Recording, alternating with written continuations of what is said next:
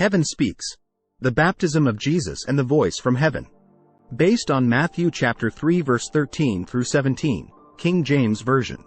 In a small village named Nazareth, a carpenter named Jesus closed up his shop. The wood shavings had settled, the tools were put away, but a far greater task awaited him.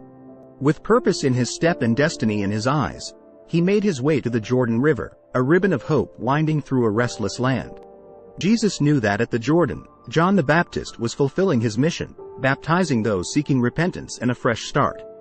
"Repent ye, for the kingdom of heaven is at hand," cried John, Matthew chapter 3 verse 2. But for Jesus, the journey to the Jordan wasn't about repentance. It was about the dawn of a new era. At the riverbank, people from all walks of life gathered. John, cloaked in camel's hair and fueled by a diet of locusts and wild honey, was a sight to behold. But when he saw Jesus approaching, a sense of awe and unworthiness overwhelmed him. "Comest thou to me?" John hesitated, fully aware of the divine presence he was encountering. "I have need to be baptized of thee, and comest thou to me?" Matthew chapter 3 verse 14.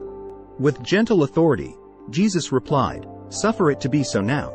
For thus it becometh us to fulfill all righteousness." Matthew chapter 3 verse 15.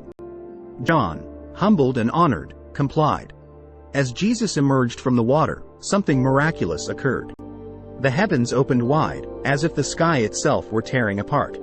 A brilliant dove descended gracefully, illuminating the river with divine light, and landed upon Jesus.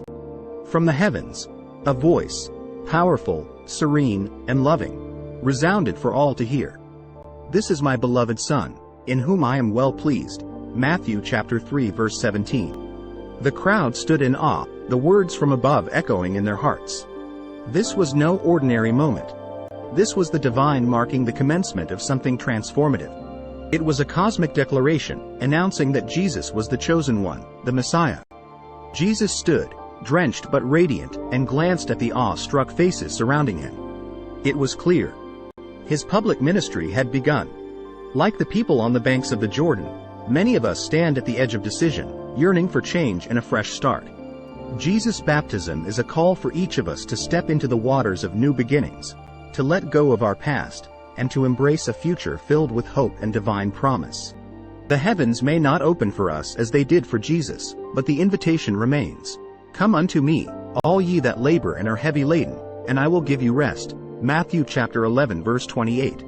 So, if you're at a turning point, longing for transformation, remember that the river is open, and the water is fine. A new life waits on the other side, one filled with purpose, hope, and endless love. Whether you're young or old, seeking or seasoned in your faith, this story invites you to a new beginning, to experience the kind of divine love and transformation that only comes from a personal relationship with Jesus Christ.